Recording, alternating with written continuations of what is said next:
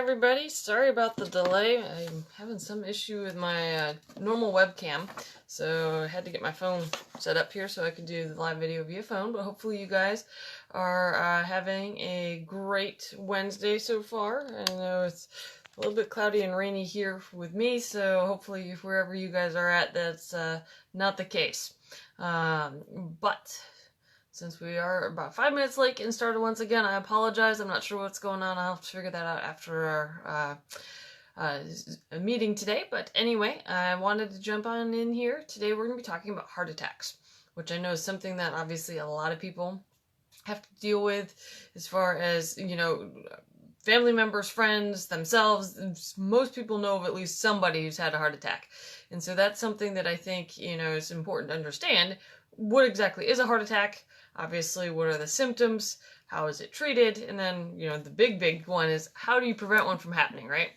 So, a heart attack is also called a AMI or MI, and that stands for acute myocardial infarction or myocardial infarction. That's the medical term for heart attack. So sometimes, you know, you'll hear doctors, nurses call it that, and that's why. So the main concept is when you're having a heart attack is that there's not enough blood flow. There's getting to the actual heart itself.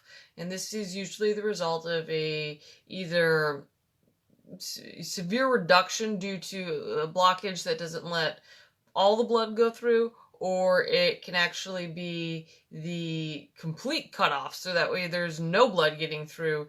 And what that means is the tissue that is further down the bloodstream, if you will, is actually not getting the oxygen and nutrients that it needs in order to be able to function correctly. So this is why it's important to understand what's going on, because then that's when we get to the treatment section, you'll understand what the specific treatments are a little bit better. And so the reduction of the blood flow usually happens for a couple of reasons. Part of it is obviously the arteries that are supplying the blood flow. They can develop a buildup of plaque inside. And this is usually a mixture of fat, cholesterol, and other substances. So what happens is, if you think of your artery, and this is your normal artery, if you now put something in here that basically blocks part of it, that reduces the blood flow significantly, you know, the area it has to flow through. So what happens is, when you think of it in those terms, is, you know, this happens over time. It doesn't happen usually overnight, like, you know, not quickly. So it takes a while for it to build up. And so over time, you know, it builds up until there's no real space left for the blood to get through. And so when that happens, that's where you have that significant reduction of blood flow. Otherwise, you can actually have where you've got, as far as a complete blockage, where that plaque actually completely cuts off the blood flow. As I said, it takes years to develop, and the whole process known as arthrosclerosis, which that's a big mouthful of a word, but that's essentially what's happening. So part of the issue is that plaque can build up to the point where it can, you know, is reducing blood flow. Sometimes a piece of the plaque can break off, travel down the bloodstream, and then get stuck somewhere where it obviously narrows. And that's also, you know, can cause a clot to form. Because when our blood's designed to move freely, and when it's not moving freely, that's when you're going to have you know, an issue where the platelets, which are the clotting mechanism within our blood, actually start to clump together. So think of if you cut your hand, you know, and you start to bleed, well then within, you know, a few seconds to a minute, depending on the depth of your cut, that it starts to get sticky. That's your platelets working. Well, that's great in that instance of when you cut your hand. Not so great when it's happening inside your chest, inside your heart vessels. So this is why if you have a blockage like this, and the lack of oxygen and nutrients getting to the actual heart muscle tissue further downstream, this is known as ischemia. And that is where you're not getting to those cells, that tissue, what they need in order to A, function, and then B, survive. So if this isn't corrected quickly enough, you can actually have permanent damage, and obviously in severe cases you can end up having death as the result of the blockage. So certain things can increase your chances of having a heart attack. And obviously, as we age, it's a natural part of the aging process, just because over time, as your body builds up that plaque, that's one of the main risk factors. Obviously, we can't control our age, but some of the other risk factors we can control. Typically, heart attacks are seen more in men over the age of 45 and women over the age of 55. A big one that is a controllable risk factor is tobacco use. And this isn't just smoking. This can be cigarettes, this can be vaping, this can be cigar smoking. Even exposure to secondhand smoke is enough to put someone at an increased risk. Obviously, high blood pressure is a big factor because it damages your arteries over time, which results in, them not being able to function as well, because when your blood pressure is high, it's putting added pressure on your vessels all of the time. And this actually weakens them. So they aren't able to contract and expand the way they normally would. And high cholesterol or high triglycerides, these impact because this helps to develop that plaque that can cause the blockages. So both of these factors, actually including tobacco, those three factors can be modifiable to a certain extent depending on certain lifestyle choices we make.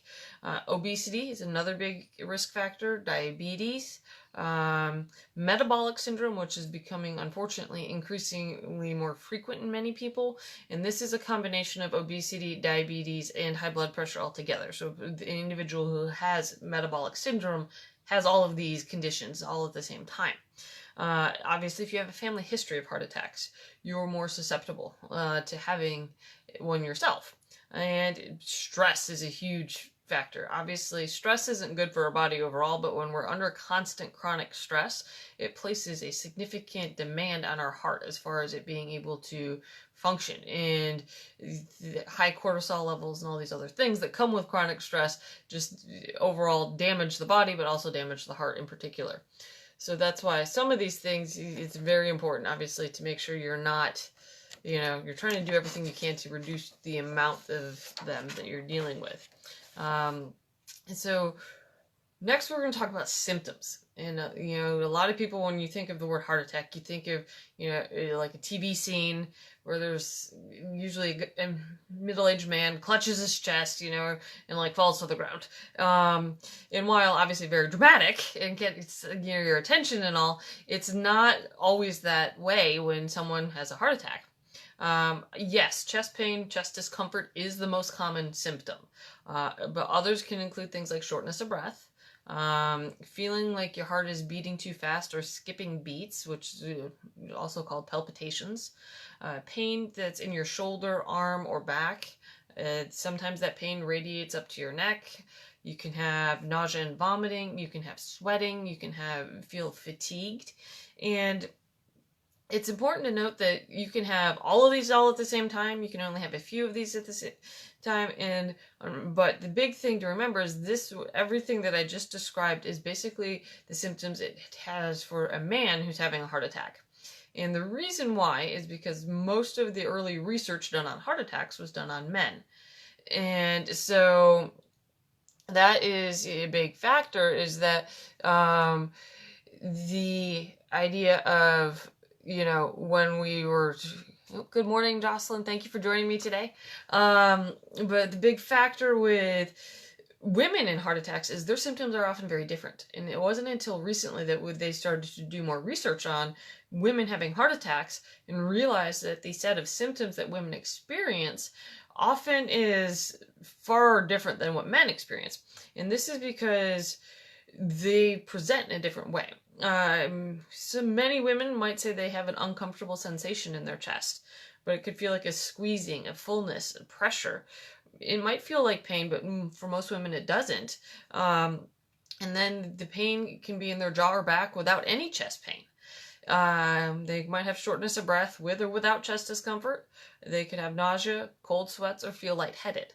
And in many cases, women actually have had heart attacks without any symptoms. And it's not until some point later they're going for just a normal physical and they happen to have a electrocardiogram and EKG done, and once you've had a heart attack, there's certain changes that take place in your rhythm that are always there. So they have their EKG done, their doctor says, "When did you have a heart attack?" And they're like, "I never had one." And that's because they've had one and didn't even realize it because they never had symptoms, or symptoms that were of note enough that they felt they should go get checked out.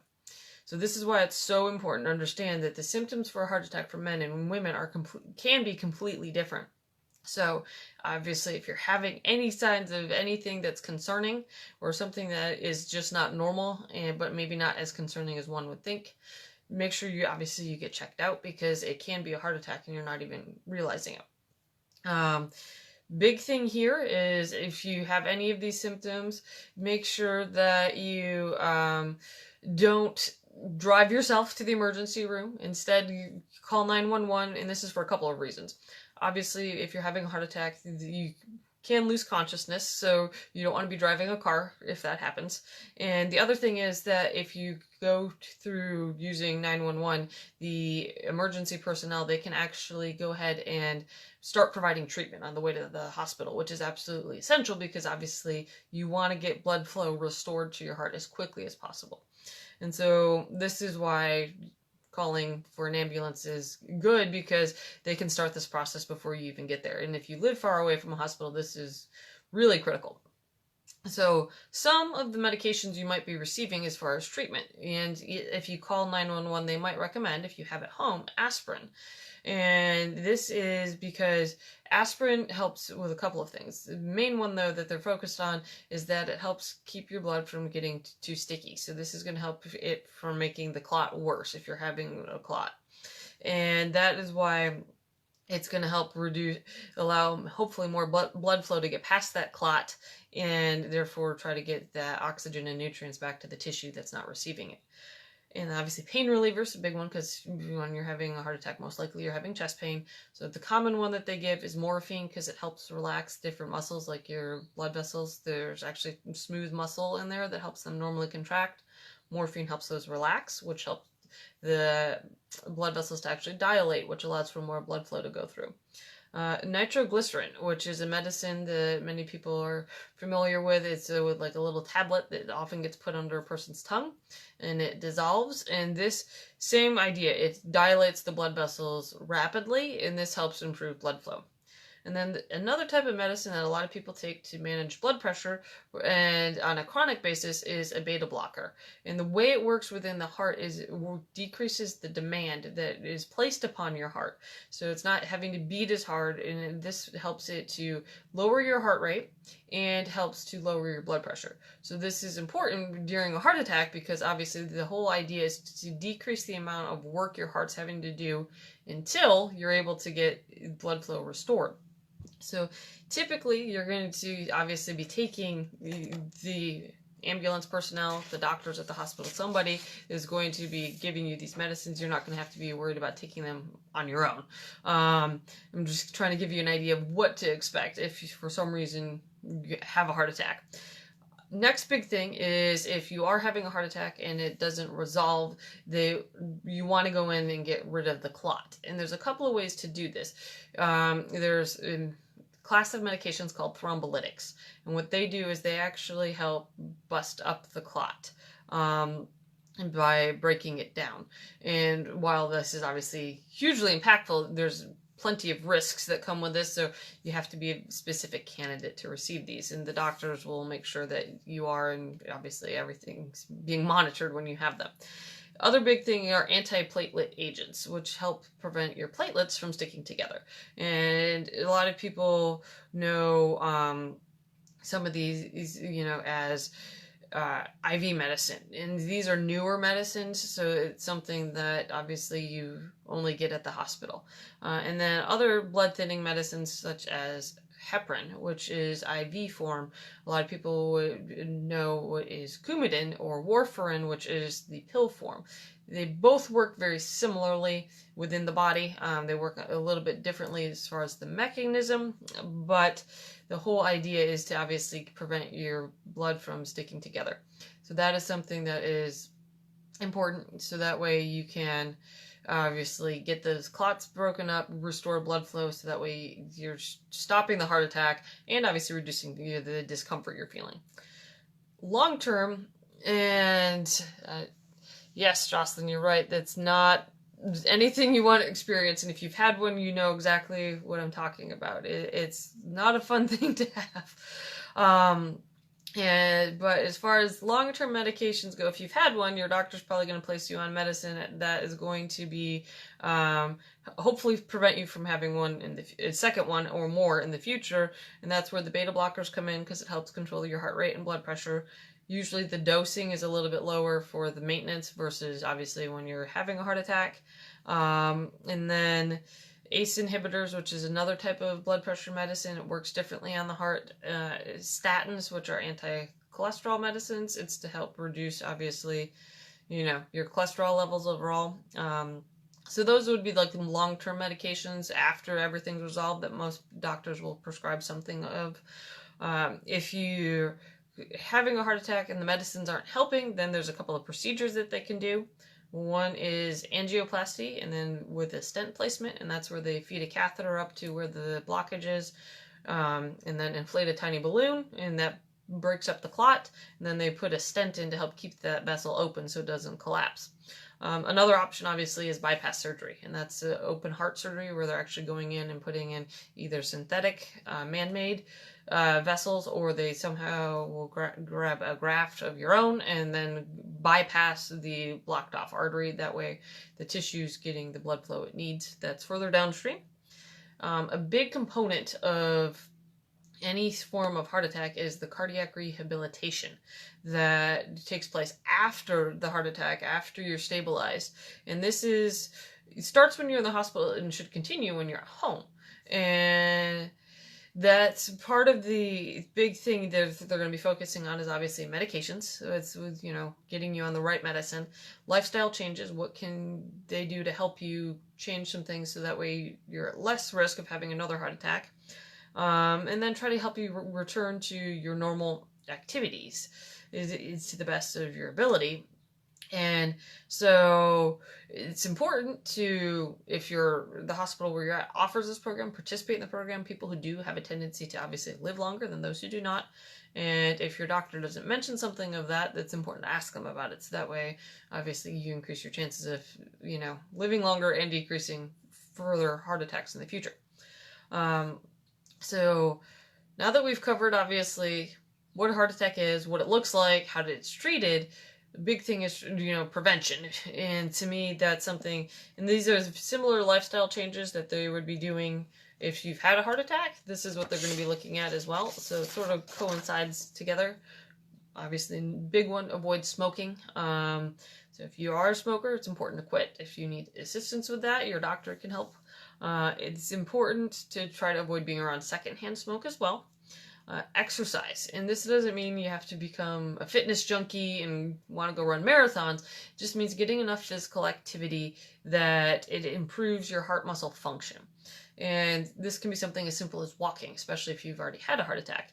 And the whole goal is to get what is the recommended daily amount. Or weekly amount, sorry. It should be 150 minutes of moderate activity a week, or 75 minutes of vigorous activity a week, or a combination of the two.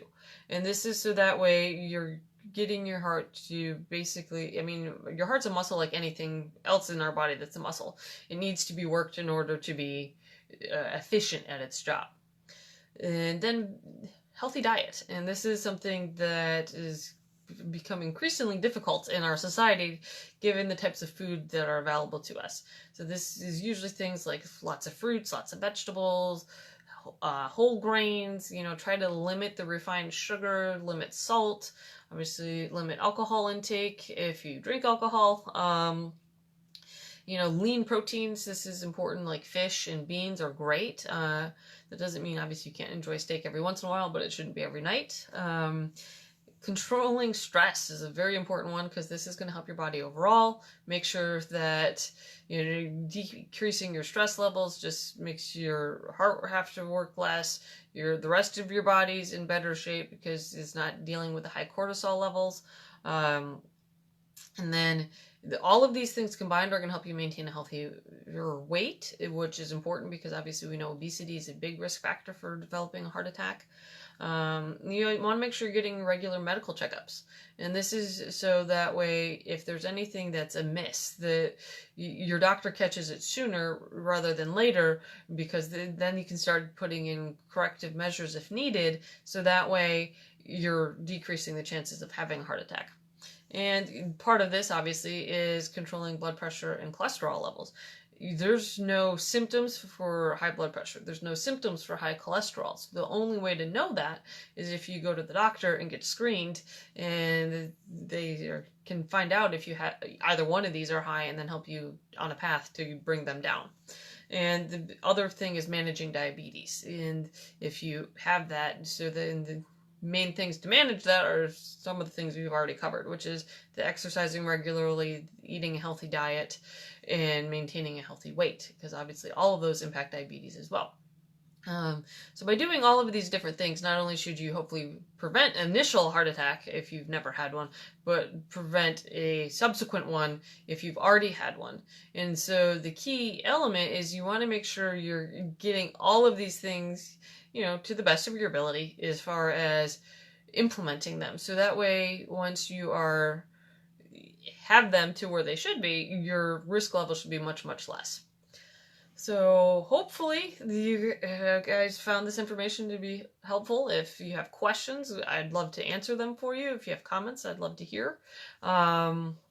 So I know it was a lot of information, and I appreciate you guys being patient with the delay. I'll figure out what's going on with my webcam, and hopefully have that fixed for next week's session.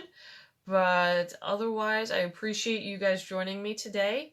If you have time this Friday, I'm doing a webinar about ways to improve your health on my new program I've developed that I'm super excited about. The webinar's free. I know I've got the links in the group page, so if you are, it's at 11 o'clock Eastern in the morning. So come join me for lunch, and otherwise I will see you guys next week at our next training session, and you have a good rest of this week, and stay healthy.